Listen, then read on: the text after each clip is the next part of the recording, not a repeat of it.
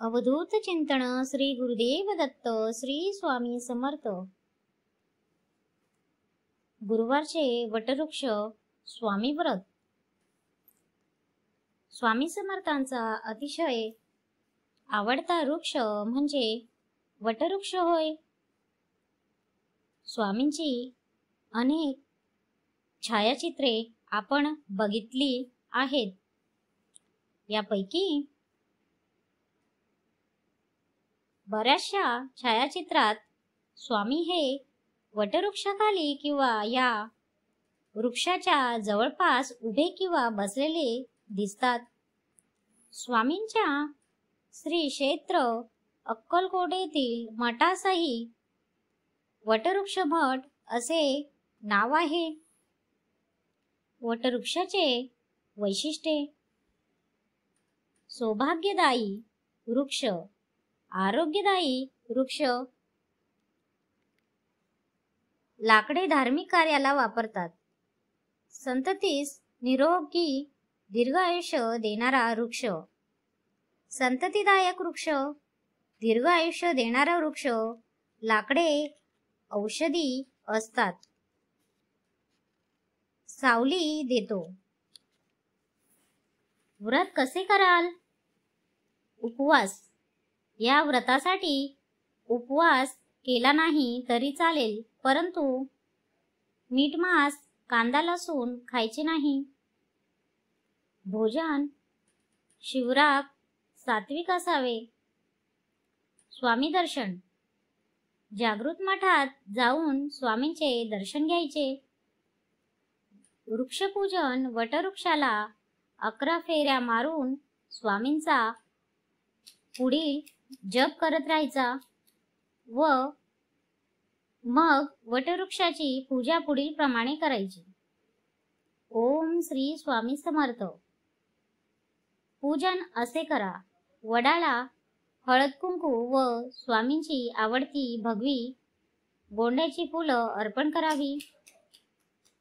तुपाचा दिवा लावायचा, धूप अगरबत्ती करायची, साखर ठेवायची व आपली समस्या स्वामींचे नाव घेऊन वडाला सांगायची। व्रत कोणी करावे? कशासाठी करावे? हे व्रत स्त्री पुरुष दोघेही करू शकतात। हे व्रत पुढील कारणासाठी करावे आणि समस्यामुक्त व्हावे: सौभाग्य, आरोग्य, संतती प्राप्ती। संततीच्या दीर्घायुष्यासाठी स्वामींची सेवा म्हणूनही हे व्रत करता येते। फलश्रुती: या व्रतामुळे आरोग्याचे प्रश्न सुटतील। ज्यांना मुले नाहीत किंवा मुले जगत नाहीत त्यांना लाभ होईल। किती गुरुवार करायचे? किमान 21 गुरुवार हे व्रत करायचेच किंवा आपली वरील समस्या सुटेपर्यंत करायचे।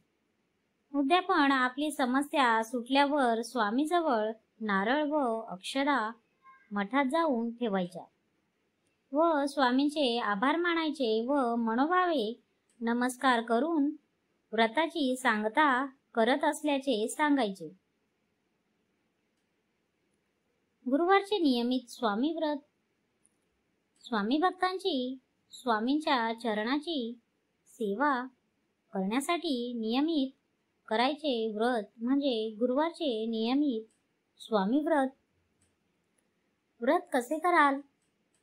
गुरुवारचे नियमित स्वामी व्रत पुढील प्रमाणे करावे। हे साधे सोपे असे व्रत आहे जे कोणीही सहज करू शकेल। स्त्री पुरुष दोघांनीही हे व्रत करता येऊ शकेल। हे व्रत शीघ्रफलदायी असे स्वामी व्रत आहे। व्रताची विधी: जे अक्कलकोट स्वामींचे भक्त आहेत त्यांनी पुढील प्रमाणे हे व्रत करावे। अत्यंत शीघ्रफलदायी व्रत आहे। दर गुरुवारी स्वामींचा उपवास धरावा। सकाळी दूध आणि फलाहार फळे खाणे। दुपारी चहा, कॉफी आणि वेफर्स, बटाटा चिवडा किंवा राजगिरा लाडू खाल्ला तरी चालेल। उपवासाची व्रताची सुरुवात ही सकाळी स्वामी समर्थांच्या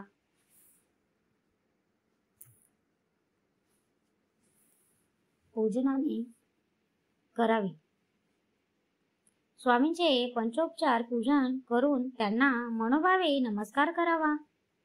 तुपाचा दीप, अष्टगंध, चंदन, उदबत्ती, केवडा धूप, चमेलीची अत्तर, पिवळ्या अक्षदा आणि प्रसादाला 5 पिवळे छोटे पेढे ठेवावे. सकाळी स्वामी समर्थांचे स्तोत्र मनोभावे एकदा वाचावे. आपल्याला आवडणारा स्वामींचा मंत्र किमान 11 वेळा व जास्तीत जास्त कितीही वेळा म्हणावा. नंतर आपल्या दिनचर्येस सुरुवात करावी. हे व्रत नियमित केले तर उत्तम, नाहीतर 1 वर्ष सलग करावे. रात्री आपण नेहमी दर्शनासाठी जात असलेल्या मठात जाऊन स्वामी समर्थांचे दर्शन घ्यावे. स्वामीचरणी भगवी गोंड्याची फुले वाहावीत आणि स्वामी चरित्रसार अमृत अध्याय 14वा शांतपणे वाचावा.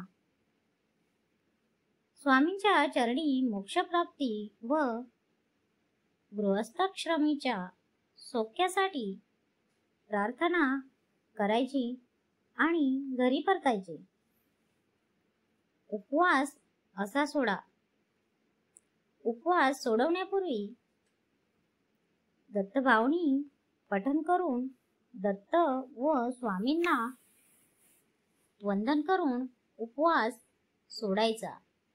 उपवासात फक्त पिवळी मूगडाळ खिचडी, दही, पिवळी बटाटा भाजी, पिवळ्या भोपळ्याचे भरीत एवढेच पदार्थ असावेत.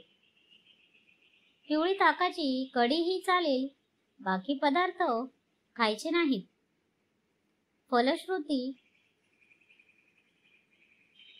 प्रापंचिक अडचणी दूर होतील, मनोसौख्य मिळेल आणि आपल्या संपूर्ण इच्छा पूर्ण होतील. श्री स्वामी समर्थ महाराज की जय.